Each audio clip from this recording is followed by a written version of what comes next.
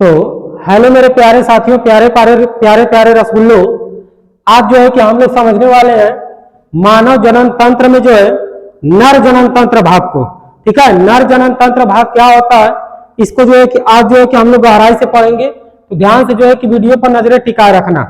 ठीक है, तो ध्यान दीजिए, नर जनन तंत्र अर्थात मर्द होने का प्रमुख लक्षण क्या हो सकता है। तो सबसे प्रमुख लक्षण जो होता है आपका वृषण होना जरूरी होता है। एक मर्द है, उसका पहचान जो है कि उसका प्रमुख जो पहचान होता है, प्रमुख जो लक्षण होता है पहचानने का, उसका जो है कि वृषण होना चाहिए। अगर वृषण नहीं है तो वो मर्द नहीं कहलाएगा, वो जो है कि हिजड़ा में आ जाता है। ठीक है, तो वृषण होना बहुत जरूरी है। तो जो प्राथमिक लक्षण होता है या जो है कि वृषण होता है आपका, यहाँ पर देख सकते हैं वृषण। सबसे पहले हम आपको चित्र के बारे में बता देते हैं, चित्र कैसे कैसे कहाँ पर क्या है। देखिए, ये जो है कि वृषण होता है, या वृषण की संख्या जो है कि एक जोड़ी होती है। अगर संख्या में पूछे तो दूगो, जोड़ी में एक जोड़ी और संख्या में दूगो, तो दूगो वृषण पाया जाता है। इस वृषण से जो है कि टेस्टोस्टेरोन हार्मोन स्रावित होता है, टेस्टोस्टेरोन हार्मोन स्रावित होता है। यह जो है कि द्वितीय गौण लैंगिक लक्षण को प्रदर्शित करता है।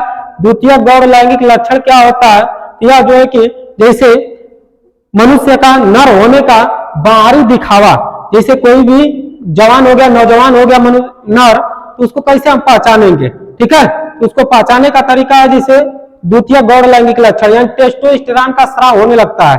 उसके दाढ़ी बोंछ आने लगेगा, कंधा का चौड़ा हो जाना, आवाज का भारी हो जाना, यह सब क्या है, आवाज का भारी हो जाना, यह सब जो है कि द्वितीय गौण लैंगिक लक्षण में होता है। आगे देखिए, इसको हम लोग कहते हैं शुक्र मूत्रवाहिनी, सॉरी इसको कहते हैं मूत्रवाहिनी। ये जो है कि मूत्र को लेकर जाती है, मूत्र को मतलब लेकर आती है, वृक्क से, किडनी से लेकर आती है। ये जो एक नस पाई जाती है, इसे कहा जाता है शुक्रवाहिनी। क्या कहते हैं, शुक्रवाहिनी। ये जो है आपका मूत्राशय है, जहां पर मूत्र जो है कि इकट्ठा रहता है उसे मूत्राशय कहते हैं। जहां पर मूत्र इकट्ठा होता है वहां पर उसको कहते हैं मूत्राशय। ये जो दिख रहा है आपका पत्ती के समान संरचना, इसको कहते हैं शुक्राशय, यह शुक्राशय होता है। इसके बारे में अभी जो है कि आपको डिटेल से बताने वाले हैं, बस जो है कि चित्र के बारे में आप पहले समझिए। यह होता है आपका प्रोस्टेट ग्रंथि, ये जो है कि नर जनन तंत्र का भाग होता है। तो नर जो है कि होने का सबसे प्रमुख लक्षण आपका वृषण होना जरूरी है।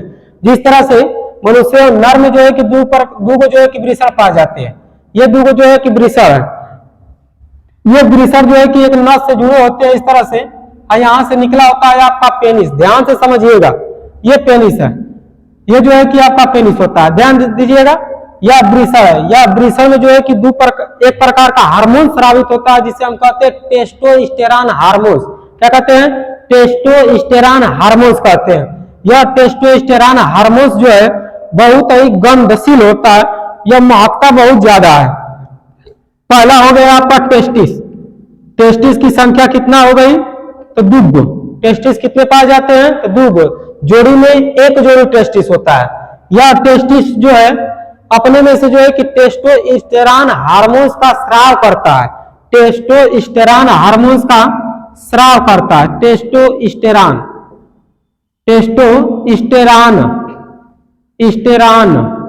टेस्टोस्टेरोन हार्मोन्स का स्राव करता है।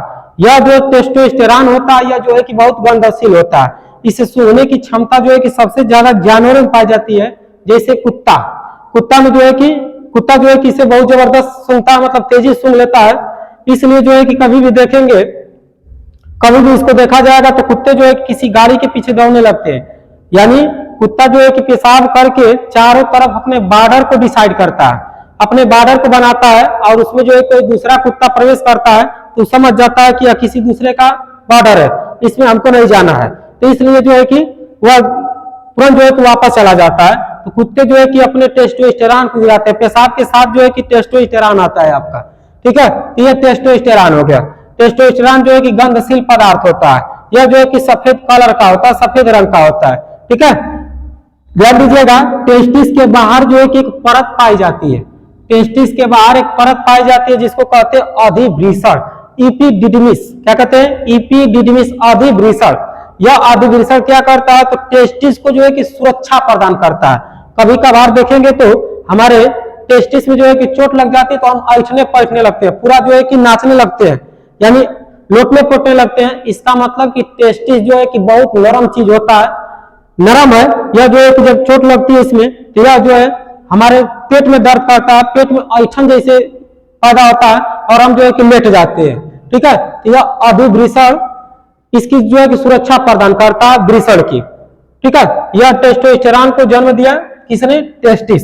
यह टेस्टिस जो है कि जब 12 वर्ष की अवस्था में बनना चालू हो जाता है तो लड़के जो है कि चक्कर पकड़ करना चालू कर देते हैं, यानी लड़के जो है कि लड़कियों की तरफ और लड़कियां जो है कि लड़कों की तरफ आकर्षित होने लगती हैं।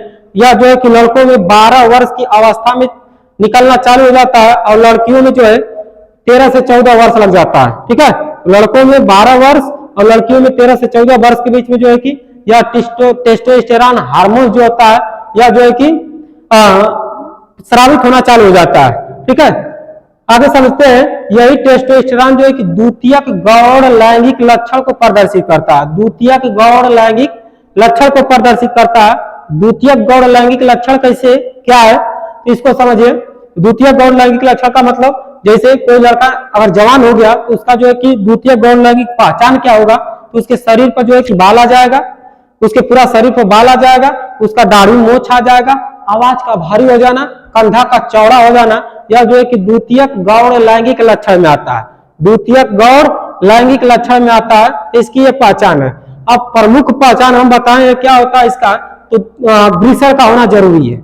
वृषण अगर नहीं है तो मर्द कहलाएगा, मर्द तो कहलाएगा, लेकिन जो है कि वो नर क्रिया यानी जनन क्रिया में भाग नहीं ले सकता है, जनन क्रिया में भाग नहीं ले सकता है। और जनन क्रिया हमारे लिए बहुत उपयोगी है क्योंकि अपने वंशज को बनाए रखने के लिए जनन क्रिया करना बहुत आवश्यक होता है। अपने पीढ़ी दर पीढ़ी को चलाने के लिए जनन क्रिया करना जरूरी होता है। ठीक है, तो यह जो है कि जनन क्रिया नहीं कर सकता, लेकिन उसमें जो है कि अगर इसी वृषण को काट कर निकाल दिया जाए, जैसे जो है कि देखे होंगे बकरी का जो हस्बैंड होता है यानी बोकवा जो होता है, या बोकवा जो है क्या करता है, बोकवा में जो है कि दोनों वृषण पाया जाता है। उसी बकरी के जो क्या कहते हैं उसको बकरी का जो हस्बैंड होता है उसको बोका कहते हैं। तो बोकवा का जो है कि उसका अगर टेस्टिस को निकाल दिया जाए, टेस्टिस को निकाल देते तो खस्सी बन जाता है और खस्सी जो है कि साफ सुथरा रहता है। बोकवा जिधर जाता है तो महकता है, चारों तरफ जो है कि महकता है ना। तो उसे टेस्टिस को निकाल देते हैं तो वह जो है कि क्या बन जाता है, खस्सी बन जाता है, जिसका मीट उठ हम बनाते हैं, मीट उठ खाते रहते हैं। ठीक है, तो यह जो है कि अब वृषण निकाल दिया। अब वृषण निकाल देंगे तो उसमें टेस्टोस्टेरॉन हार्मोन्स नहीं बनेगा। क्या नहीं बनेगा? टेस्टोस्टेरॉन हार्मोन्स नहीं बनेगा।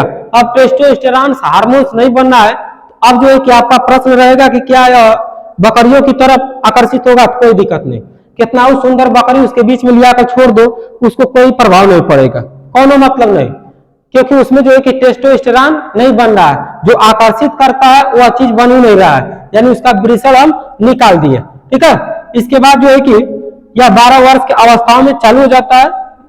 लड़कों में जो है कि 12 अवस्था के वर्ष में जो है कि 12 वर्ष की अवस्था में निकलना चालू हो जाता है और लड़कियों में जो है कि 13 से 14 वर्ष लग जाता है टेस्टोस्टेरॉन में बनने को।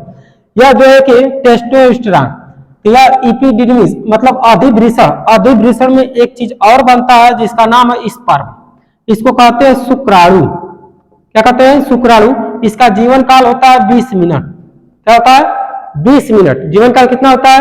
20 मिनट। यह 20 मिनट के बाद जो है कि खत्म हो जाता है, मर जी कर खत्म हो जाएगा, मर जाएगा आदमी।